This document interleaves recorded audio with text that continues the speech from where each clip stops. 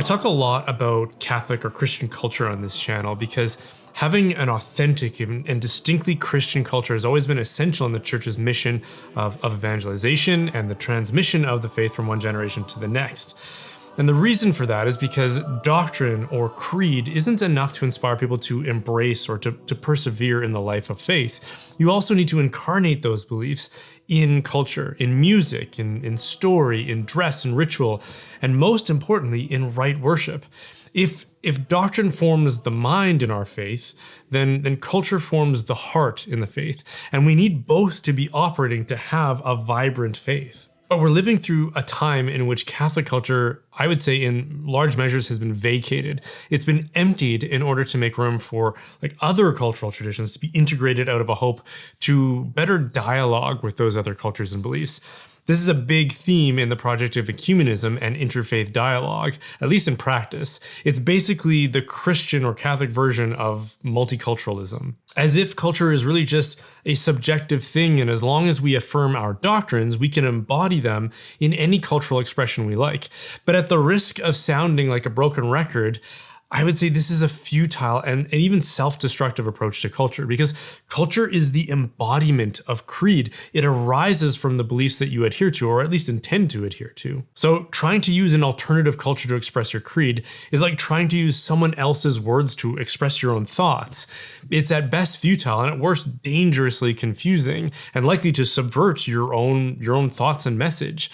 And prior to the 20th century, Catholic Christianity had a very distinct culture all of its own. It was born out of the beliefs that are uniquely Christian, and it's why I believe that Catholic culture and creed enjoyed such a strong compatibility throughout its history. It's also why I don't think it's any coincidence that as we've stripped away much of what used to be ubiquitous in our culture, such as things like Gregorian chant, traditional forms of sacred art and architecture, virtues like modesty and comeliness, we've also suffered a demographic collapse and a paralysis that prevents us from even being able to transmit the faith to our own children. And so I've done a lot of videos on specific examples of how I think we're defeating our own mission and even crippling ourselves by our neglect of culture, or by trying to embrace facets of incompatible culture as if they were compatible with our own faith. So for example, I did a video on pop culture recently, and I explained why a mass-produced for-profit industrial model of culture is utterly incompatible with not only Catholic culture, but any authentic culture. It's the embodiment of capitalism and not of any meaningful creed or doctrine of belief. If true culture is the embodiment of creed, then pop culture is the embodiment of the worship of materialism and money. And whenever I make those kinds of arguments, they're always met with the same retort, which goes something like this. The Church has always incorporated outside traditions and cultures and made them her own. They'll say the Church baptizes what is foreign to it and makes it authentically Christian, and that this is what makes Christianity so special and even what gives it so much vitality and perseverance throughout history. It's like an evolutionary adaptation. And there is admittedly some truth to that. There are a lot of fixtures of other cultures that have found their home in Catholic culture. For example, the only place you will find what's called a basilica today is in those particular Catholic churches that bear that name. But historically, a basilica was a type of architecture that preceded the Catholic Church. It was like a common building used as a public meeting house in ancient Rome. The title Pontifex Maximus, which is now associated with the Pope, was originally used for the high priest in the College of Pontiffs in ancient Rome. The word diocese, which Catholicism uses to describe the geographic territory of a bishop, used to be a term to describe Roman civil districts, just like a county would be. And another extremely important one is the Catholic Church's recognition of the truths found in the intellectual and philosophical traditions, such as in figures like Plato and Aristotle.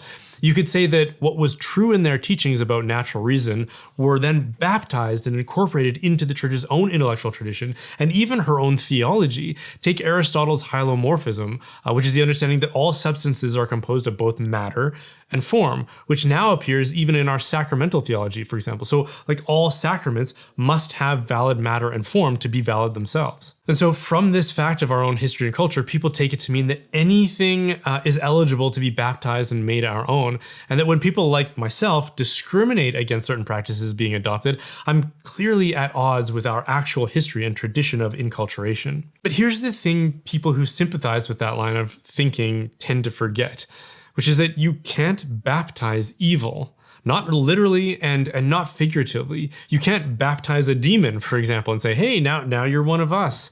Nor can you figuratively baptize an evil practice. So for example, you can't baptize something like pornography and say, it's no longer evil or sinful because we've made it a Christian practice now. And you also can't baptize error. You can't say ideas about reincarnation or like the pre-existence of the soul are Christian beliefs because, well, we've gone ahead and baptized them.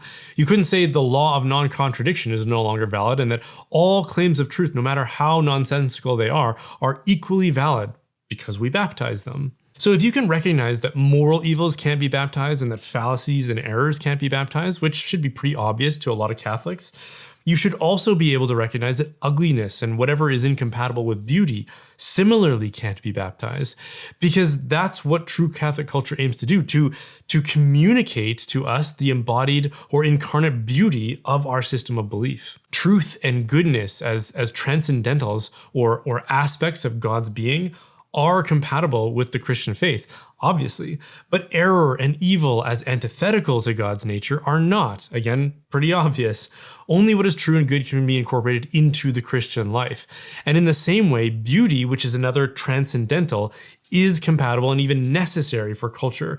But ugliness, disorder, privation, as antithetical to beauty, and therefore God's nature, are not compatible with the Christian faith or life. And no amount of flowery talk about how all we have to do is baptize it to make it compatible will alter this fact. So when I argue against certain cultural fixtures that have crept into the church's life, or worse, our worship, it's because I'm making the case that these things are fundamentally incompatible with the Christian creed. They aren't valid expressions of our creed, and therefore they create an incoherence within our life and culture.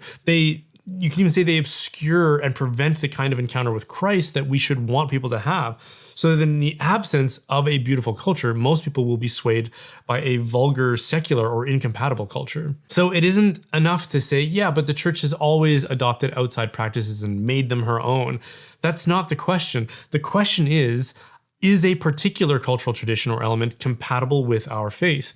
The mere fact that we can baptize some things doesn't mean we can baptize all things. We have to have criteria for evaluating their compatibility. In the case of truth and goodness, that's fairly easy to distinguish. But in the case of beauty, it can be a little bit more challenging, especially because we live in a time of aesthetic relativism in which everyone, even seemingly well-intentioned Catholics, go around reciting phrases like, beauty is in the eye of the beholder, which I would argue is actually a blasphemous thing to say. Because God is beauty.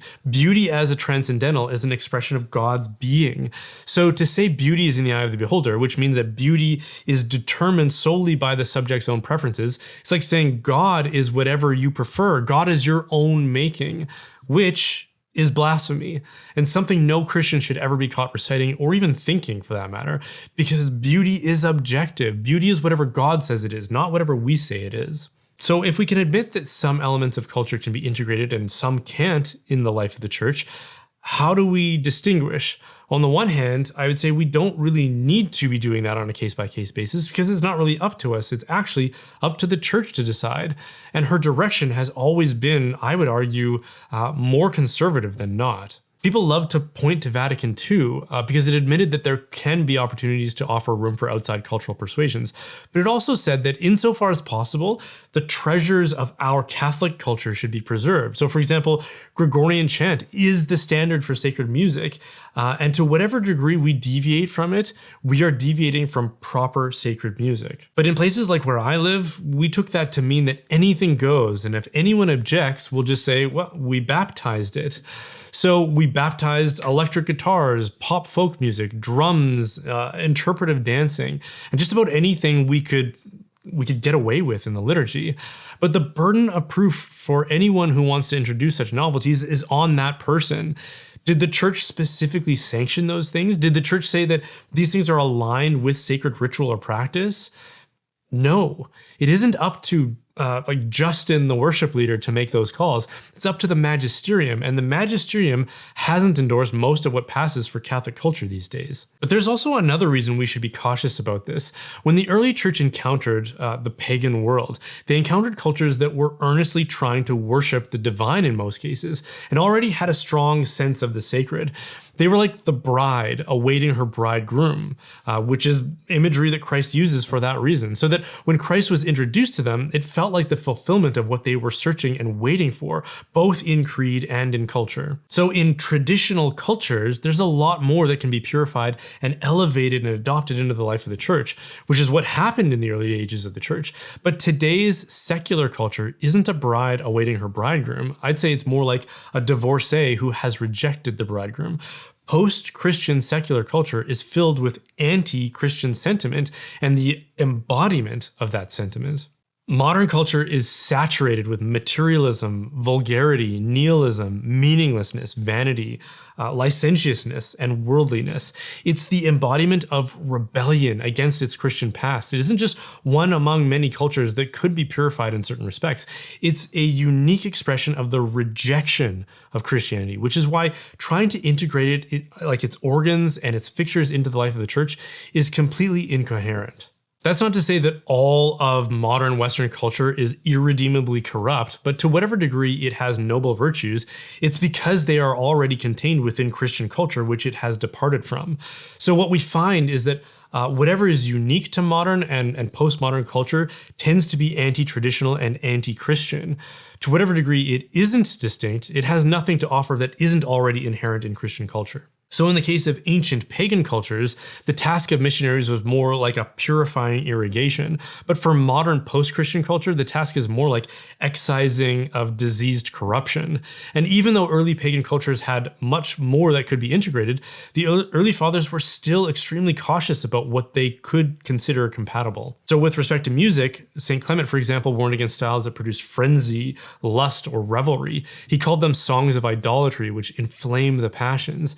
And it's important to understand that a key distinction for them is the presence of percussion or not, because the plain song that they were used to praying and that was used to pray the Psalms specifically was calming and fluid and unmetered.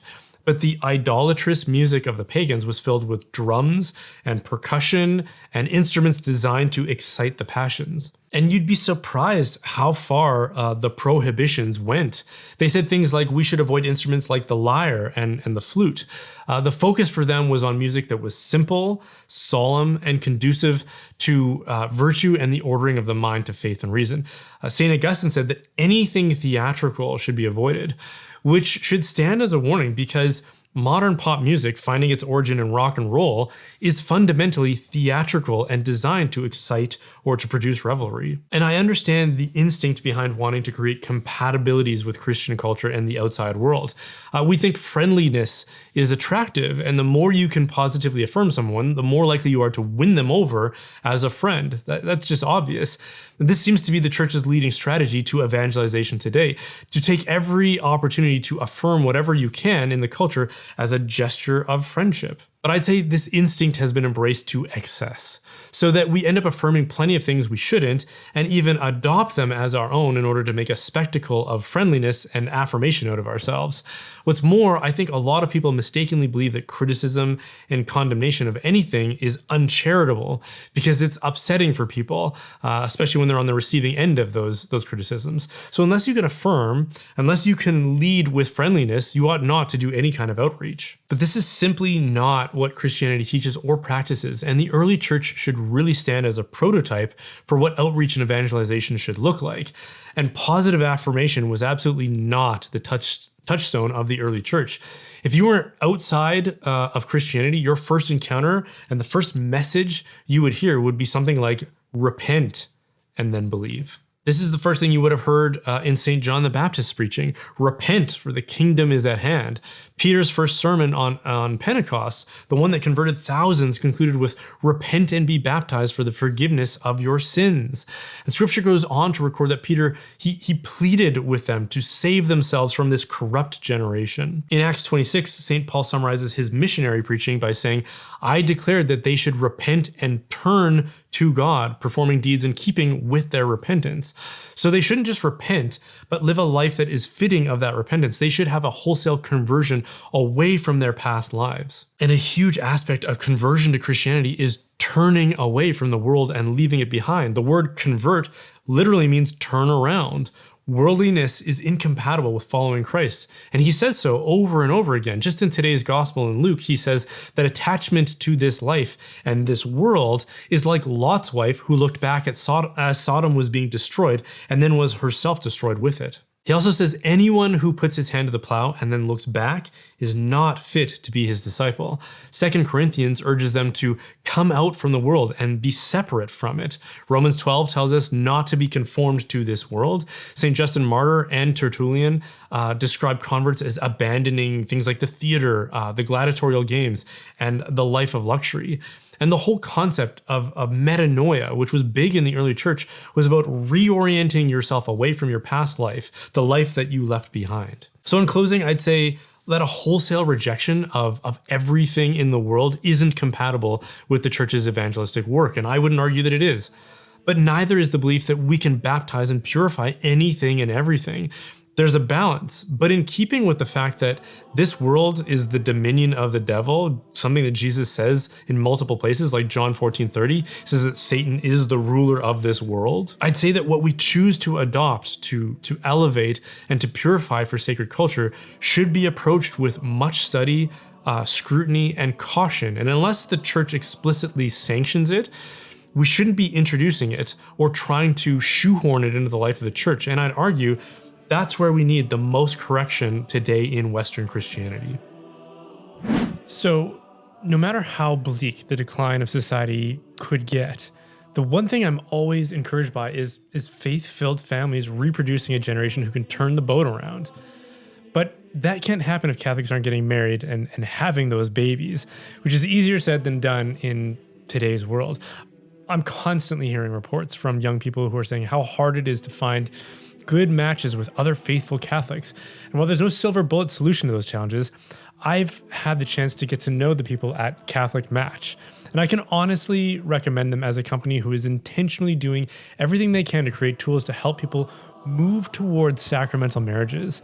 I personally know of couples who met that way and have been happily married 4 years since. So please don't give up on holding out for a Catholic Match.